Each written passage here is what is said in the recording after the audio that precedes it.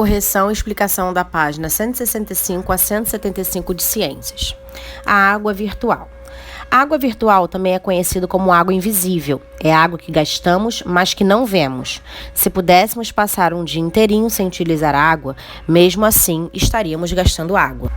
Há consumo de água quando meu uniforme é confeccionado? Quando a lâmpada está acesa, eu consumo água? E na fabricação de computadores e celulares? É muito difícil conseguir pensar em algum objeto que seja feito pelo ser humano e não necessite da utilização de água na sua produção. Para começar, vamos descobrir quanto de água escondida há nos alimentos consumidos. Vamos ver esse gráfico aqui embaixo.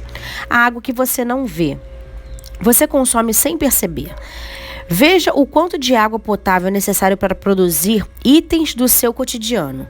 Olha aqui, 1 quilo de arroz usa 2.500 litros de água. Manteiga, 1 quilo de manteiga gasta 18.000 litros de água. Olha quanto de água se gasta para produzir coisas do nosso dia a dia. Número 1. Coloque os produtos das imagens acima em ordem decrescente, de acordo com o volume de água utilizado em sua produção.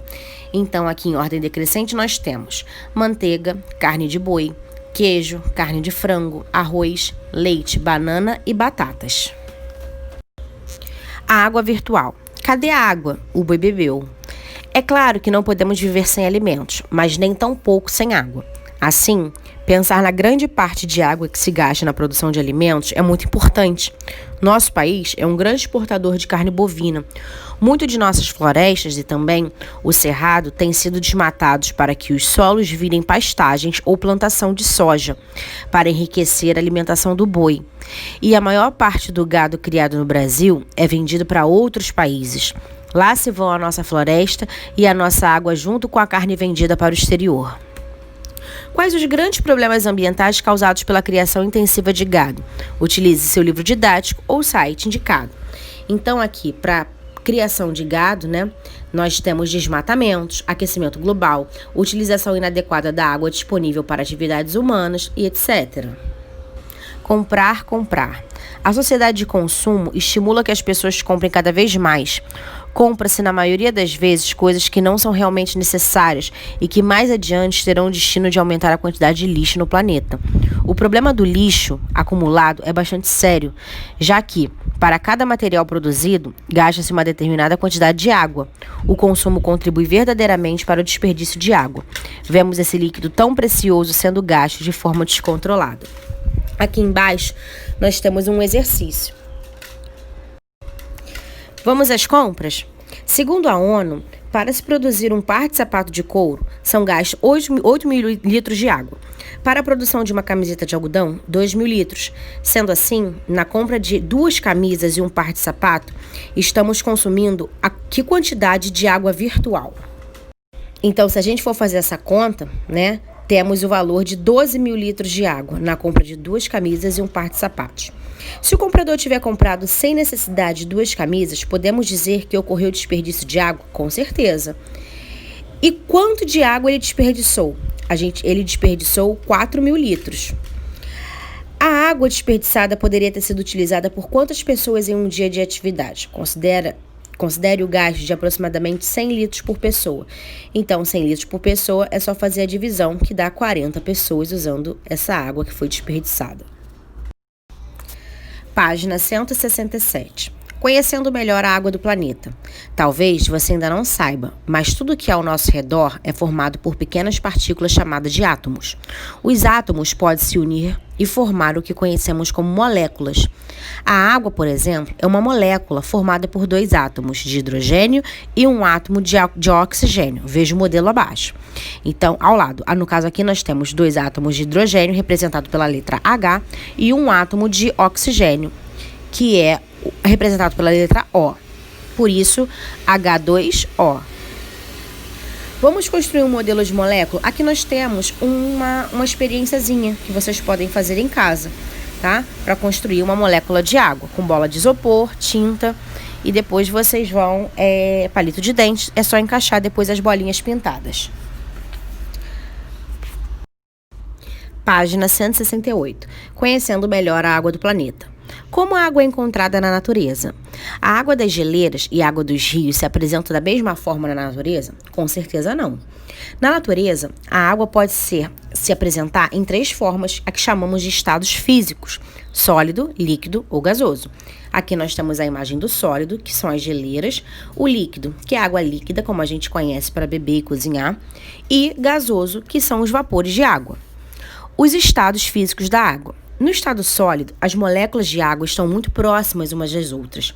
A força de atração é tão intensa que há pouco movimento entre elas.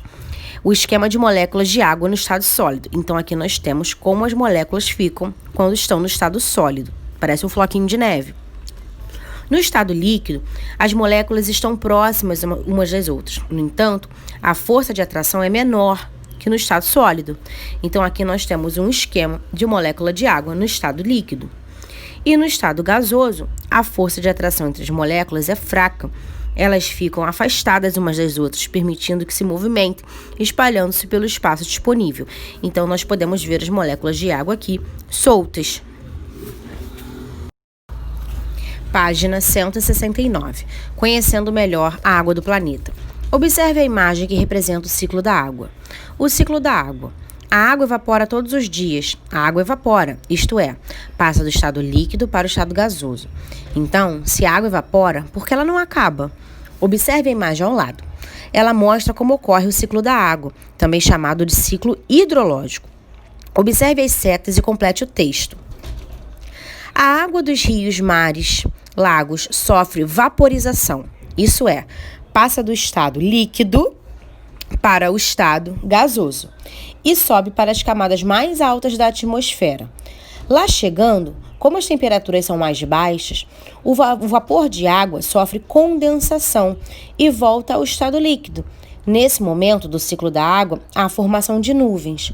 Quando as nuvens ficam muito pesadas, cheias de gotículas de água, elas caem em forma de chuva e voltam aos reservatórios naturais, rios, lagos, oceanos, ou se infiltram no solo, acumulando-se no subsolo e formando os lençóis freáticos. Você já ouviu falar em rios voadores? O processo para formar um rio voador começa na água que evapora do Oceano Atlântico e gera nuvens que vão parar para a floresta amazônica. Quando chove na floresta, só uma pequena parte da água vai para os rios. O resto é absorvido pelo solo e pelas árvores. Parte da água que não foi para os rios evapora do solo ou pela transpiração das plantas e forma novas nuvens que são levadas pelos ventos para o centro-oeste, sudeste do sul do Brasil, onde a chuva cai. Ou seja, parte do que chove nessas regiões depende dos rios voadores que vêm da Amazônia. Página 170. Aqui nós temos um experimento. Você vai precisar de água gelada, água na temperatura ambiente e uma água quente. Anilina e 3 copos de vidros numerados, copo 1, copo 2, copo 3. Coloque a água gelada no copo 1, no copo 2 coloque a água na temperatura ambiente e no copo 3 a água quente. Pingue uma gota de anilina em cada copo, primeiro na água gelada, por último na água quente. E aí você vai dizer aqui qual foi o resultado, né? O resultado que você vai obter é o seguinte, que na água gelada, a anilina quase não se movimentou para se misturar com a água. Na água em temperatura ambiente, ela se misturou com mais facilidade. E na água quente, ela rapidamente se misturou. E aqui a gente vai entender o experimento. A gota de anilina encontrou espaço entre as moléculas de água. Analisando esses resultados, é possível concluir que as moléculas da água não se movimentaram do mesmo modo como nos outros três copos. Isso ocorreu porque a temperatura influencia o movimento das moléculas de água. Na água quente, as moléculas são mais agitadas do que na temperatura ambiente. No nosso experimento, percebemos essa movimentação das moléculas pelo movimento da anilina, que ocorre mais rapidamente com a água quente. Página 171. Conhecendo melhor a água do planeta. De acordo com a mudança da temperatura, a água pode mudar de estado físico. Na fusão, a água passa do estado sólido para o estado líquido, por causa do aumento da temperatura. Se a temperatura continuar aumentando, a água líquida passa ao estado de vapor, o que chamamos de vaporização. Temos aqui um experimento. A água pode mudar de estado físico? Material: cubos de gelo, uma vela, fósforo, lata de alumínio vazia, um pregador de madeira, uma forminha. Então, olha aqui. O procedimento: você vai colocar a vela no fundo da lata de alumínio e vai acendê-la. Depois vai colocar os cubos de gelo na forminha de empada e aproximá-la da chama da vela, segurando-a com pregador de madeira, para não queimar. Você vai observar e responder as seguintes questões. O que aconteceu? O gelo derreteu. Por que razão isso aconteceu? O gelo recebeu o calor do fogo e mudou de estado físico, passou do sólido para o líquido. 3. Mantendo a água na forminha no calor da chama, vamos conhecer um outro processo. Observe o que acontece. Anote aqui. Então, a água líquida ela vai passar para o estado de vapor, se você mantiver na chama da vela. Converse com seus colegas e tente explicar o porquê desse resultado. A água continua recebendo o calor do fogo e, novamente, vai mudando de estado físico. 5. Complete. Ao fenômeno observado nesse experimento, damos o nome de vaporização, que é a passagem da água do estado líquido para o estado gasoso. Letra B. O gelo é água no estado sólido. Ele passa para o estado líquido devido ao aumento da temperatura. E esse fenômeno damos o nome de fusão. Página 172. Aqui nós temos outro experimento. Vai precisar de água, forma de gelo e congelador. Coloque a água dentro de uma forma de gelo, coloque a forma de gelo no congelador e deixe por 12 horas. Observe depois. Então, o que aconteceu? Formou-se o gelo na forminha. Onde estava mais quente? Dentro ou fora do congelador? Fora do congelador estava mais quente. 3. Esse fenômeno recebe o nome de solidificação, que é a passagem da água do estado líquido para o estado sólido. Dica: quando a temperatura ambiente diminui muito, 0 grau, a água no estado líquido perde calor e muda de estado físico, passando ao estado sólido. A água passa para o estado sólido, se solidifica a 0 graus. O orvalho ocorre quando o vapor de água do ambiente passa ao estado líquido por causa das temperaturas baixas, formando gotículas na superfície. A geada ocorre quando a temperatura ambiente cai muito, 0 graus ou menos, e o vapor de água passa direto ao estado sólido, ele congela, formando uma fina camada de gelo na superfície. Fique ligado. A solidificação pode ocorrer na natureza ou só dentro do congelador. Quando as gotículas de água presentes no interior das nuvens entram em contato com o ar muito frio, elas modificam seu estado físico, de líquido para sólido, formando pedras de gelo. As chuvas de granizo geralmente provocam danos, uma vez que podem amassar carros, quebrar vidros, destruir plantações, destelhar imóveis, alagar ruas, danificar fiações e ainda derrubar árvores. Página 173, recapitulando. A água dos rios, lagos e oceanos evapora com o calor do sol. O vapor d'água sobe para as camadas altas da atmosfera, esfria e se condensa com a temperatura baixa dessas camadas, a formação de nuvens. Com o acúmulo de gotículas, as nuvens vão ficando pesadas e a água cai sob a forma de chuva. Através da precipitação, a água volta para os rios, lagos e mares e parte dela se infiltra no solo. Então, agora nós vamos numerar de acordo com a figura aqui em cima. Então, a número 1 ocorre primeiro que a água dos rios, lagos e oceanos evapora com o calor do sol. Depois, o vapor d'água sobe para as camadas altas da atmosfera. 3. O vapor d'água se condensa com a temperatura baixa e depois a formação de nuvens. Com o acúmulo de gotículas, as nuvens vão ficando pesadas e a água cai sob forma de chuva. E através da precipitação, a água volta para os rios, mares e lagos e parte dela se infiltra no solo. Página 174. A água do planeta e as doenças. A dengue, a zika, a chikungunya e a febre amarela urbana são doenças causadas por vírus transmitidos pela picada do mosquito Aedes aegypti. Esse mosquito é menor que um pernilongo comum, é escuro e riscado de branco e ataca somente durante o dia. Ao contrário do que muitos pensam, ele coloca seus ovos na água parada e limpa, e não em água suja. Os sintomas são dores de cabeça, nos olhos, nos músculos e nas juntas, febre alta, muitas vezes passando de 40 graus, manchas avermelhadas por todo o corpo, falta de apetite e fraqueza, em alguns casos, sangramento de gengiva e nariz. O período do verão é o mais favorável à proliferação do mosquito Aedes aegypti. por causa das chuvas. No entanto, precisamos agir de forma preventiva em qualquer época do ano para impedir que o mosquito se reproduza. Não podemos descuidar. A dengue, a zika, a chikungunya e a febre amarela urbana são problemas graves de saúde para a nossa cidade.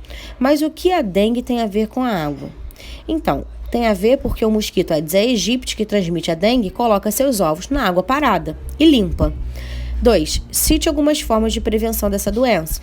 Então, a gente tem que evitar de deixar a água parada, com o mosquito, porque é lá que o mosquito coloca os ovos. Combater com inseticidas, usar repelente. 3. Veja se você realmente conhece o mosquito transmissor da dengue. Marque com um X a figura que mostra o transmissor. Então, o mosquito da dengue ele é preto com alguns riscos brancos. Então, é a primeira opção. Página 175. A água e os seres vivos. No material do primeiro bimestre, falamos sobre a importância da água para a vida da Terra, sobre os lugares em que ela é encontrada na natureza e tratamos de outras características dessa substância.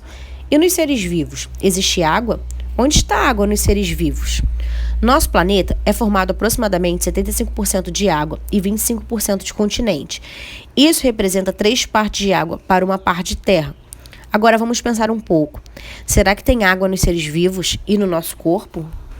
Claro que tem. O nosso corpo, nas nossas células, cada célula nossa tem na sua composição a água. Então, o nosso corpo, com certeza, tem muita água. Água no corpo humano e água na terra. Olha só essa comparação. Depois de observar as imagens ao lado, vocês vão descrever o que vocês perceberam nessa comparação. A água está presente em todos os seres vivos. Alguns seres vivos são tão pequenos que não conseguimos vê-los a olho nu. Para ver os seres muito, muito pequenos, precisamos de um aparelho chamado de microscópio. Ele é formado por várias lentes de aumento que ampliam as imagens, centenas e até milhares de vezes. Ele é usado para estudar e observar os seres microscópicos, muito pequenos. Desenhe um dos seres que aparecem no vídeo que tenham chamado sua atenção. Temos aqui um videozinho, você vai entrar no YouTube com esse link e vai assistir esse vídeo. E depois você vai fazer um desenho dos seres que aparecem nele, tá bom? Então é isso, até a próxima.